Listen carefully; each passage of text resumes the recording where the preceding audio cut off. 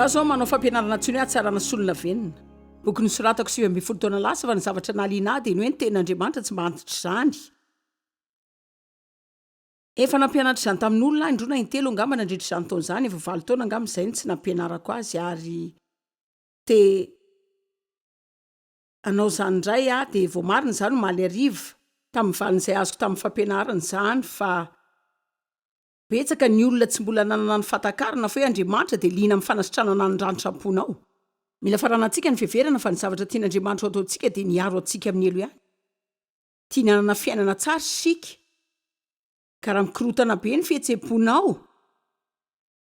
raha manana toetra ratsy maro mamatotra anao ianao vokatry ny ratra tany amin'ny lasanao, dia tsy mba hankafy ny fiainanao izany mihitsy ary ny zavatra hafa izay tena manan-danja koa dia tena vitsymihitsy ny olona izay mba ho gaga amin'ny fifandraisanao amin'Andriamanitra mba nyrinianana izany koa. Fa mila milamina tsara sika, matotra, sitrana, mahaleo tena, tanteraka. Averiko indray izany, milamina, matotra, sitrana, feno, fiainana, manitona. Ary raha iainan'ny fiainana izay nafatesan'i Jesosy ho fananantsika sika, ny marina dia tsy mila manao izay kapohana ny olona rehetra amin'ny Baiboly eo amin'ny lohany eo izany sika. Fa tonga dia zareo mihitsy ny maniry alala hoe misy zavatra miavaka eo aminao. Inona ary ny tena mahafaly anao io? Izany hoe efa izany ihany ianao hatramin'ny mbola kely dia izao indray ianao. Ahoana ny mahatonga izany? Fa izany no ilaintsika. Ny fijoroana vavolombelona ngeza indrindra dia fiainana sitrana sy feno. Ka efa fantatrareo, mety hoe tsy fantatrareo fa mety vitsy ihany angamba no tsy malala. Mety hoe olona izay vao nandefa ny telehany ka mba nahita voalohany izao androany. Za zao efa naolany raiko tany manodidina ny 12 taona tany hoany angamba. Ny hevitra matetika ny verimberiny izany ka nanimba ny mazao ahy. Ny maha ianao anao dia ny fitambaran'ny toetra men'Andriamanitra anao, miampy ny zava-nitranga taminao. Matetika tany amin'ny taona taloha tamin'ny fiainanao fa tsy voatery foana koa nefa hoe reny taona taloha tamin'ny fiainanao reny. Fa ny ankamaroany maha isika dia niforona tamin'ny taona voalohan'ny fiainantsika. Ny olona mila fitiavana.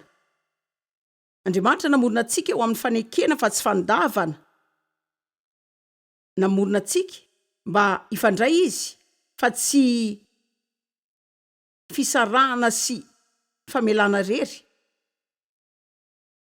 Misy ny faniriana an'Andriamanitra ao anatsika, toerana banga ao amintsika avy amin'Andriamanitra. Asiana fitiavana tsy misy fepetra, dia fanekena tsy misy fepetra rehefa tsy azon'ny olona izany. Na raha nampiasaina tamin'ny tanjona hafa mihoatra n'izay tokony nampiasana azy dia misy zavatra tsy maro mitranga.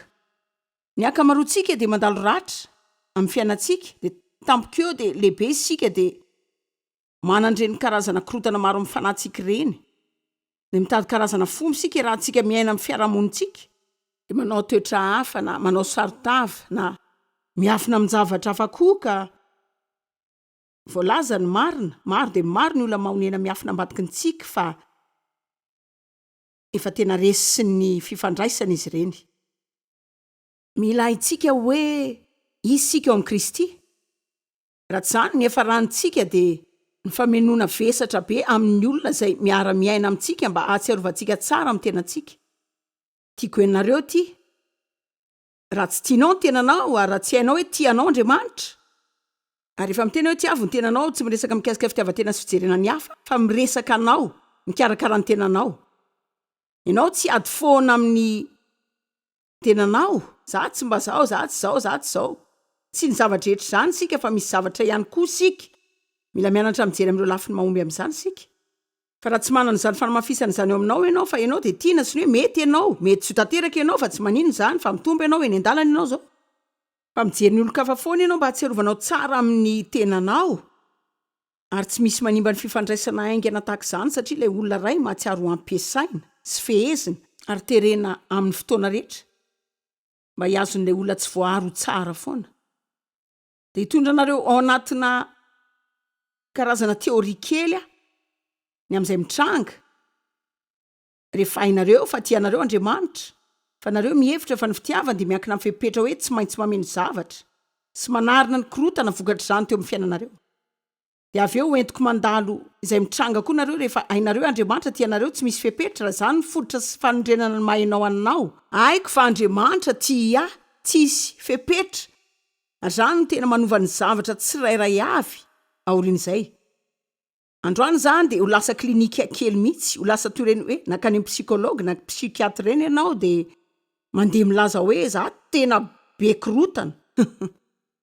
Dia ny sasany aminareo mety hevitra hoe tena tsy ho azy zany satria za efa manana izany rehetra izany. Eny ary, tena faly aminao aho. Fa mba ilaza kely aminao aho na dia izany azy, ianao zao mety voadidina olona efa tena mikorotana mihitsy. Ka andeha ho lazaintsika fotsiny hoe amin'ny alalan'ny fitarana sary an-tsainao dia manana izany miaraka tokoa ianao. Fa mbola mila mahatakatra ianao ny amin'ireo olona rehetra izay mikorotana maneran-tany. Tena afaka nyteny aho tamin'izaho sy dia vao nivady fa za tena mikorotana mihitsy fa izy indray dia saika ho lamlamina. Efa tena nanana fandrenana fototra tamin'ny ten'Andriamanitra. Ny dadana izao dia mpisotro toaka ary tena maty ny fisotroana ka izy zany tsy mba nanana ray nitaiza tao an-trano. Fa ny mamany dia tena vehivavin'Andriamanitra nanao izay todrana azy tany am-piangonana tena mpianatra azy ireo ny fepetran'Andriamanitra dia niaina tamin'izany fepetra izany teo masony teo. Zany zao dia fampahirezana ao anareo izay mety ho taizan'olo tokana ao an-trano ka tsy misy lehilahy ao anatin'izany. Afaka mandresy ny voka-dratsy izay ananany olo-kafa ianao amin'ny alalan'ny vavaka sy ny fijoroana vavolombelona tsara ary ny fanaovana ohatra amin'ny alalan'ny fampianarana ny zanakao ny ten'Andriamanitra. Ten'Andriamanitra no andresy foana amin'ny korotana raha ampianarana tsara izany sy hiainana ao an-trano ao. Marina izany izao. Amin'izay ianao tsy mila miaina mitahotra ka isaina hoe ny zanako izao dia tena tsoavitra mihitsy satria lehilahy na lehivavy na izay eo e. Toy manao izay tokony atao fotsiny ianao.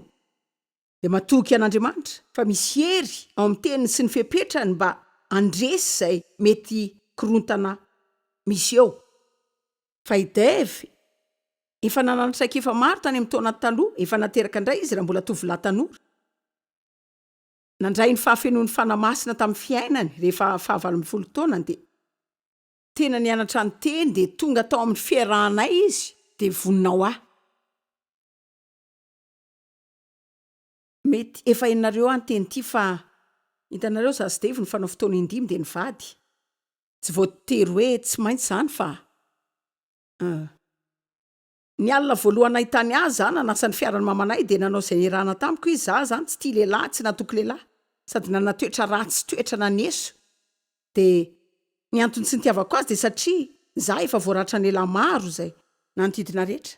Nampiasainy na olana noratraina dia noararotina foana ka rehefa nilaza izy hoe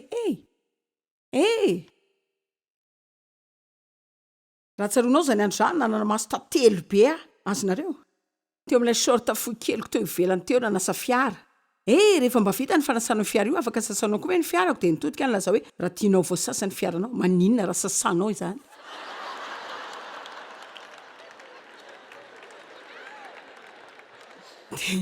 Dia hoy izy hoe ary milaza anareo tena marina eto. Hoy izy hoe ny zavatra atao tam-poko dia hoe tia ny vehivavy natao aho.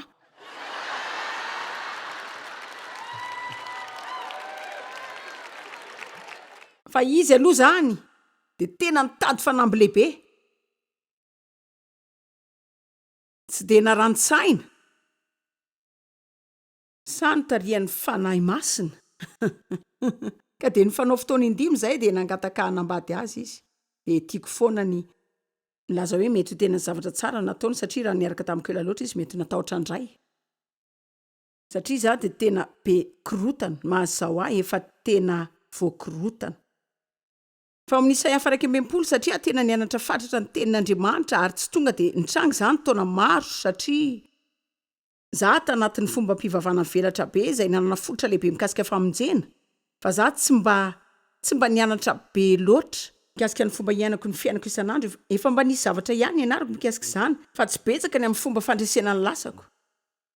Ka rehefa tonga mpianatra marina tenin'Andriamanitra, hitanareo misy fahasamihafana lehibe mankany am-piangonana lahady dia mianatra ny tenin'Andriamanitra. Firy aminareo mahalala fa misy fahasamihafana izany. Misy fahasamihafana lehibe amin'ny ianao mandefa programa télé-ako isan'andro dia mandresy mianatra ny tenin'Andriamanitra. Ka miteny anareo ihany aho fa na mijery foana ny fandarako azy nareo. Raha tsy manam-potoana ho asy Andriamanitra nareo, aleo izy ny voalohany Amen. Satria tsy isy zavatra iainan-danja lavitra noho izany hoe fifandraisanao manokana amin'Andriamanitra. Hitako fa tena tsara mijery olona tahaka mizary izany teny izany dia mandray naoty dia mijery ireny soratra masindreny na ro an'ny tenanao izany. Maka fotoana amin'ny atoandro na izay mety andinihan'izay efa nianaranao. Aza miandry olona foana anao téléchargement rehetra ho anao. Aoka ho mpianatra matotra ny ten'Andriamanitra. Rehefa tena nanomboka nianatra marina ny teny dia nanomboka nahita hoe tena be korotana kay. Baiboly milaza fa ny teny dia tahaka ny fitaratra. Dia mijery eo ianao dia mety misy loto amin'ny endrika eo nefa tsy fantatrao mihitsy izany raha efa mandeha amin'ny fitaratra ianao dia mety eo ianao ola aika izaho zao tena azonareo. Andeha miaraka tamin'izany foana. Jereo ny ten'Andriamanitra tena manan-danja satria mijery izany tahaka any amin'ny fitaratra isika dia amin'ny alalan'izany. Manomboka mahita ny teny fikasan'Andriamanitra isika fa manomboka mahita koa isika. Tsy izay efa vonao antsika fotsiny fa izay tsy mety amintsika ary mahasalama izany. Satria tsy tonga any amin'izay tokony hisy ianao mihitsy ianao raha tsy efa miatrika izay misy ianao. Mba ino kely ange izao azafady ajanony ny fanomezan-tsiny ny olon-kafa rehetra sy ny fangatahana an'Andriamanitra aneo anao. Amen. Tena mandinika izay tsy mety rehetra amin'ny olona mihitsy isika. Tena manao an'izao ianao dia manao an'izao ianao. Tsy afaka manova azy ianao. Tsy afaka manova ny olon-kafa ianao. Andriamanitra ihany no manova azy. Fa ny afaka ataonao dia ny mamela an'Andriamanitra anao izay tiana atao ao aminao. Vavaka ho azy ireny. Dia afaka hita fiovana betsaka amin'ny fiainanao ianao. Fiovana tsara maro. Ny ray amin'ireo zavatra izay nananako betsaka dia ny toetra za-dratsy. Dia hoy ianao hoe tena inona izany toetra za-dratsy? Fahazarana lasa miheratsy izany. Ohatry ny hoe zavatra izay tsy mety afaka ao mihitsy. Za tsy voafaritry ny rongony. Za koa tsy mpisotro toaka. Fa nanana toetra namatotra hafa. Za mila mifeny rehetra foana. Raha tsy izany tsy faly. Za mino fa tsy manana izany toetra izany nareo. Izany mino fa tsara daholo ny olona rehetra dia manaiky dia tsy manana toetra mpikomy amin'ny tenanareo ao. Fa za tena mpikomy. Ianao tsy mahazo miteny amiko izay ho ataoko izany raha tsy tiako atao izany. Dia lasa ohatr'izany no ny raiko izay nifehy nampiasa ka tany ho any amin'izany fisotrana izany dia nanao pacte tamin'ny tenako rehefa tafavoaka ato tsy hisy olona izay hiteny azy ho ataoko izany intsony. Efa nisy nandalina nanao izany ve? Jereo ireo tanina vitsy ireo eny ary. Saika maro ihany izany manana ny olona ilaina androany isika ho an'ny afatra androany. Rehefa mahavita izany fanekena izany ianao amin'ny tenanao ka manao izany fifanarahana izany amin'ny tenanao. Dia avy eo ianao manomboka mijery fitaratra eo amin'ny tenin'Andriamanitra dia manao hoe fanekena. Avelao ny olona mba anana ny azy. Aiza. Zao le resaka na dia te-hanao izany azy ianao. Mety tsy afaka anao izany ianao. Raha mbola voafaritra izany karazana fitondran-teny izany. Ka misy famatorana betsaka ao anatin'izany fahazarana fanararaotana izany. Ka tena hitety karazan-javatra samihafa maro miaraka aminareo manantena mba hisy ray na roa izay ho kasianareo ka anaovana hoe ore olona za manana olana amin'izany. Fa ny Baiboly mampianatra antsika fa izy manome antsika tsarana solon-davenona. Dilom-pifaliana, solon'ny fisaonana, ny fitafiam-piderana, solon'ny fanareraka. Dia anao antsika ho azo ny famarinana izy. Famboleny Jehova ary mba anehoana ny voninainy. Tanjontsika amin'ny fiainana tsy ny azo ilailaintsika fa ny dera an'Andriamanitra. Izany no tokony ataontsika. Ilaza aminareo fa ny mandrakizay dia tena fotoana lava. Tsy manana hevitra anehoana izany akory aho. Mandrakizay, hatraiza ny lavany? Fa mandrakizay izany. Ary ny alavan'ny fotoana izay iainantsika ety na dia ho velona efa 100 taona aza ianao. Dia ho toy ny vaingam-pasika iray eo amin'ny plage rehetra maneran-tany. Ka isika izany mila sahirana amin'ny fanompoan'Andriamanitra amin'ny fontsika rehetra dia mitady izay iainana hiderana azy. Galatsiana 5:22-23 mampianatra antsika fa isika dia manana ny vokatry ny fanahy ao anatintsika ary iray amin'ireny vokatry ny fanahy ireny ny fahononam-po. Fa tsy fifehezana ny hafa izany. fahononam-po ary raha tsy takatrao ny dikany diky zany hoe Andriamanitra nanome antsika ny fahafana mifeny tenantsika ka ny zavatra voalohany mila ataonao raha hanapaka fahazarana ianao de ny fijanonana amin'ny filazana hoe tsy voafiako mihitsy ity. Marina zany aza mijery ohatr'izany.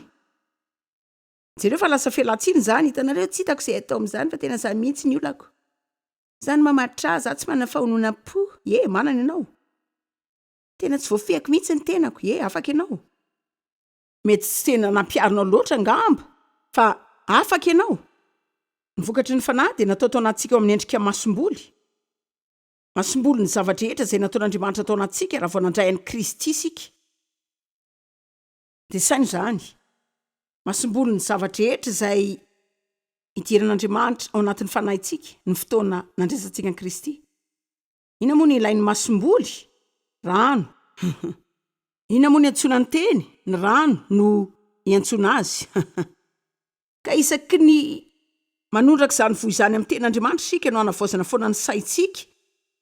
Ny voamaika inontsika kokoa izay voalazan'ny Baiboly tongava aminao arak'izay inonao. Rehefa tena mino zavatra feno sy tanteraka ianao dia mety hitsoaka amin'izany lalan'izany dia voly.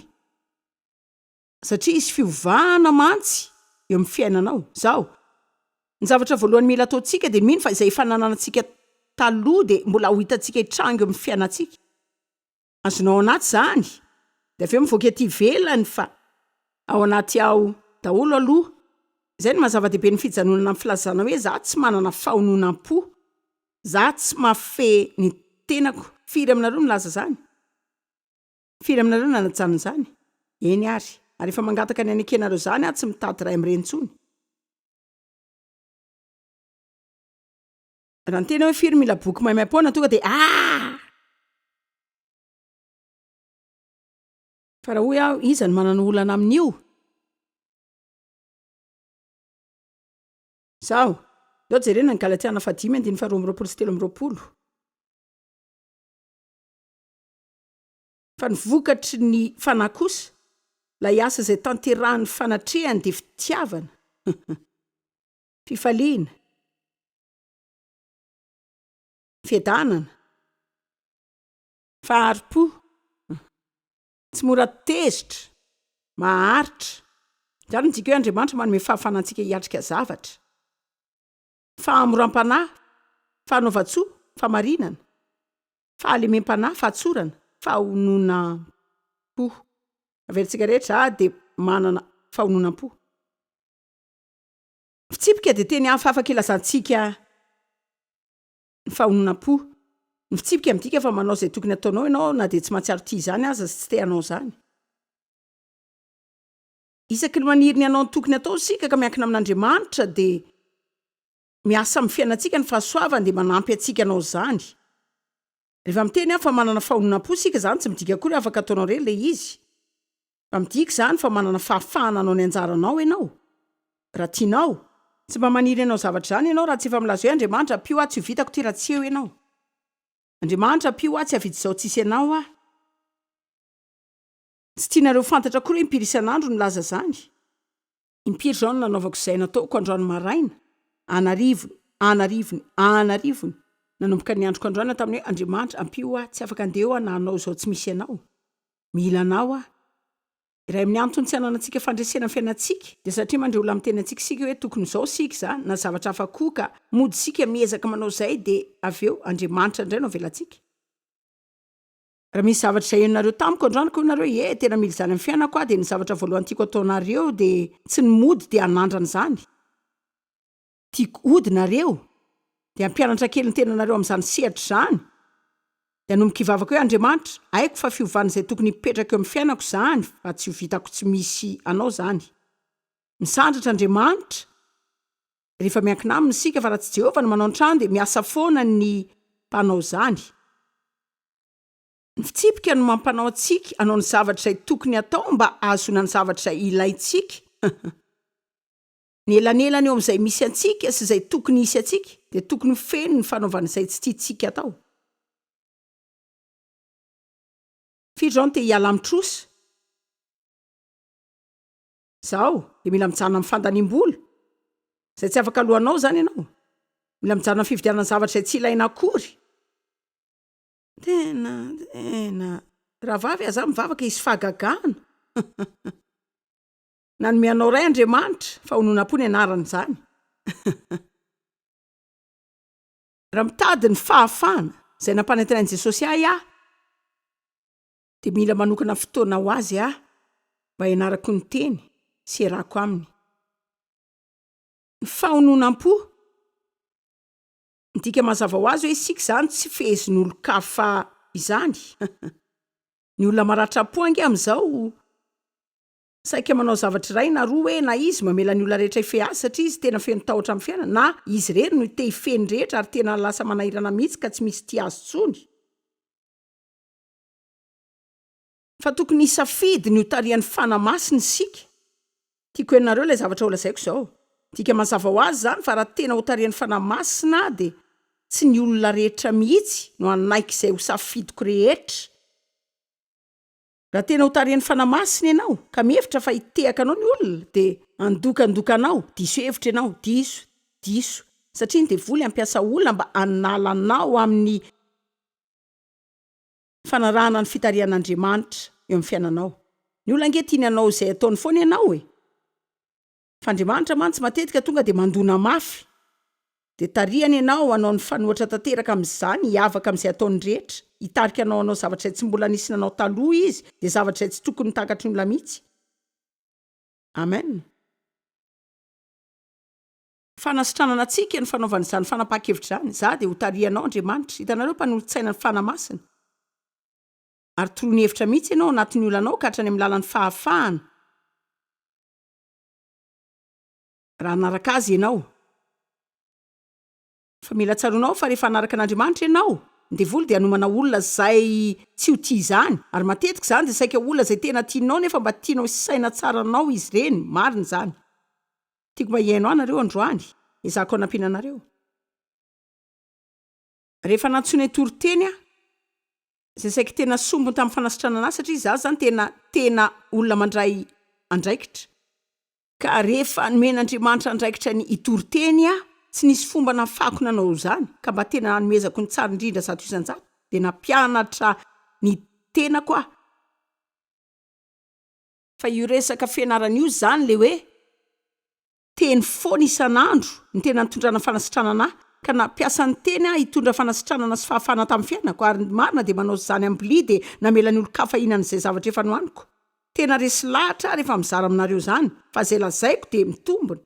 Za tsy mamantatra, tsy manantena ho izany tsy nalaiko tany amin'ny boky toroteny izany fa nanandra zany dia eto hiteny aminareo fa mampianatra anareo ny marina ary zany fahamarinana izany no anafaka anareo. Tenin'Andriamanitra ampiarina eo amin'ny fiainanareo zany.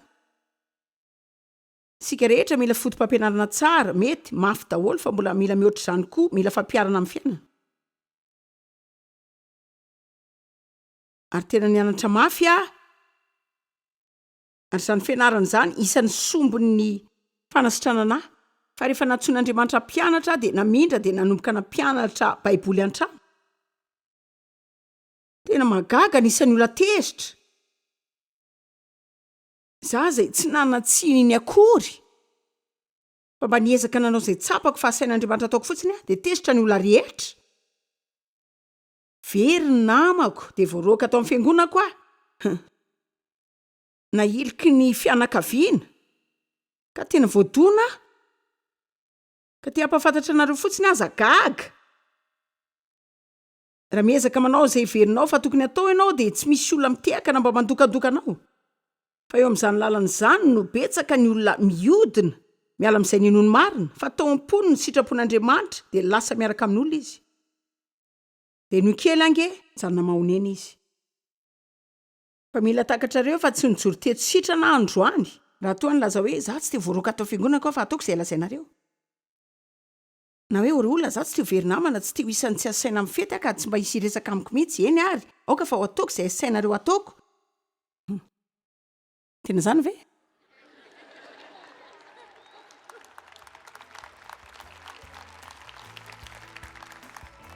Za zany tsy miresaka toetra fikomiana akory izay tsy mba henonareo olona tsony. Zany zavatra resahako.